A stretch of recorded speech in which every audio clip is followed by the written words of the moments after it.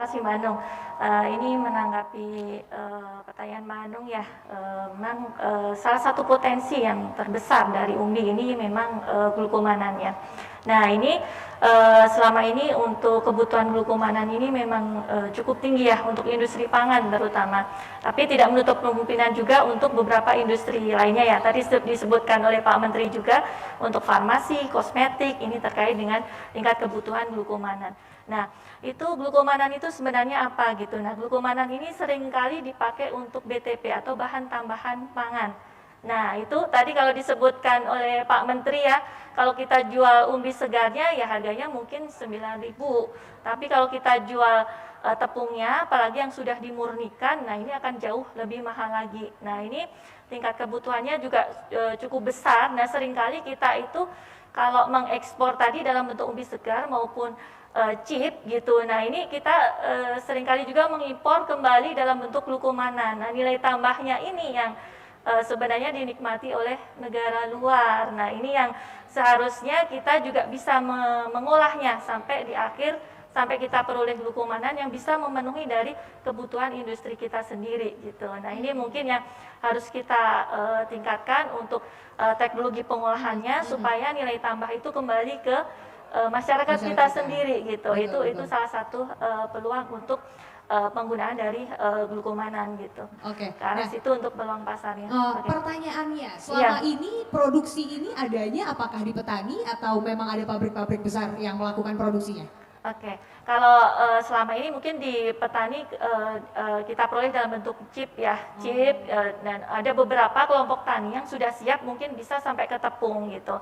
Nah, tapi kalau kita untuk bisa masuk seperti yang industri pangan sesuai dengan misalnya spesifikasi tertentu dengan kadar glukomanan yang lebih tinggi, tentunya ini membutuhkan beberapa industri yang agak besar karena untuk step pemurnian yang lebih menghasilkan kadar glukomanan yang lebih tinggi tentunya membutuhkan teknologi yang mungkin yang agak lebih seperti itu.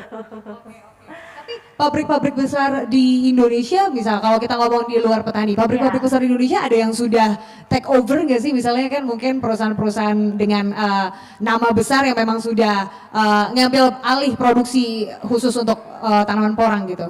Iya, kalau kita mungkin menilik dari beberapa perusahaan ya, di Indonesia itu ada sekitar 20 perusahaan yang sudah memproduksi mungkin tepung atau mungkin juga memang sudah sampai ke produk turunannya. Mungkin seperti Ambiko yang di Surabaya itu sudah sampai ke misi rataki, ke beras yang mengandung kurang yang lebih tinggi. Nah, ini kan memang sudah jadi tergantung dari tingkat teknologi yang mereka bisa kuasai gitu. Nah ini juga inline dengan mungkin prospek pasar yang ada di sekitarnya gitu.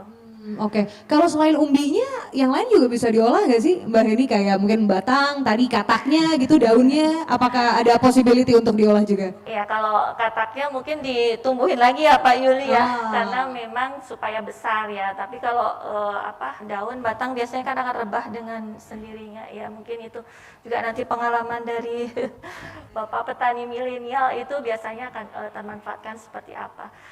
Nah ini mungkin dari kita sebenarnya tadi pertanyaan awal saya mengklarifikasi sedikit, terima kasih. Silakan.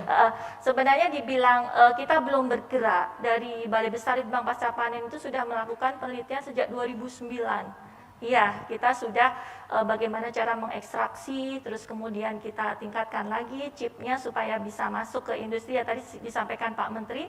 Jadi mungkin kalau dengan cara ini ada beberapa produk sebenarnya. Iya, seberapa teknologi itu mampu. Boleh sambil kita lihat? Iya. Ini? Jadi mungkin ini beberapa. Jadi ada beberapa teknologi. Jadi kalau dengan sistem pengeringan matahari itu mungkin akan kalau kita jual ekspor mungkin kemarin kita kontak dengan CV Sanindo yang ada di Bandung itu sekitar $4. Tapi kalau kita olah dengan metode oven mereka bisa masuk di 5,6 US dollar. Nah ini teknologi ternyata bisa mendongkrak gitu nilai tambah dari potensi si chip porang itu sendiri gitu. Nah ini kalau kita lebih tingkatkan lagi, jadi mungkin di sini juga terlihat ya kenapa yang satu warnanya coklat, yang satunya bisa berwarna berbeda. Ini dengan umbi yang sama, Mbak Boleh Hanum. diangkat, Mbak Heni? Iya, ini dengan umbi yang sama. Jadi Oke. ternyata dengan teknik perendaman dengan kombinasi teknologi pengeringan itu akan menghasilkan mutu tepung yang berbeda juga gitu. Ini sedikit pancingan. Jadi nanti mungkin yang mau belajar silahkan datang Silakan, ke ya. BB Pasca Panen gitu. Oke. Nah, ini juga tadi terkait dengan Mbak Anung. Jadi ada beberapa produk yang kita sudah uji coba ya. Potensinya apa sih supaya nilai tambahnya itu juga meningkat di tingkat petani gitu. Nah, ini akan mengikuti tadi apakah bisa dikerjakan oleh industri besar ataukah cukup bisa dikerjakan oleh industri rumah tangga gitu. Nah, ini kita juga pasca panen juga sudah mendevelop beberapa teknologi gitu. Nah, ini mungkin kalau yang pengen diet ya kita akan bisa menggunakan turunan dari tepung purang ini menjadi minuman untuk kaya serat, rendah kalori.